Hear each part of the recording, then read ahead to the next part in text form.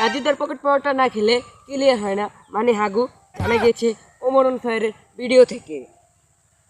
Dubai গিয়ে সে গাভীর ব্যবসা করে রাতারাতি বড়লোক হয়ে গেছে, এমনকি সে ল্যাম্বরগিনিও কিনে ফেলছে, জানা গিয়েছে বুয়া টিভি 111 থেকে। এতক্ষণ যা শুনেছেন শিরোনাম, এখন শুনবেন বিস্তারিত। ইদারিং টিকটকের সেলুন ব্যবসা নিয়ে রাতারাতি ভাইরাল হয়ে গিয়েছে, জানা গিয়েছে উগান্ডা টেলিভিশন থেকে। টিকটকে ইদারিং বউ ব্যবসায়ী বেড়ে গিয়েছে, বুড়া বুড়া বেডিদেরকে চুষে খেয়ে তারা ডিভোর্স দিয়ে দিচ্ছে। বুড়া বুড়া বেডিরা কিছু বলতে পারতেছে না তাদের ডিভোর্সের ভয়ে। যদি আপনারা জানতে চান তারা উগান্ডা টেলিভিশনে চলে যাবেন। টিকটকার সেলিব্রিটি ওমর ভাইকে নিয়ে রোস্ট করে সে মিলিয়ন মিলিয়ন ভিউজ কামাচ্ছে।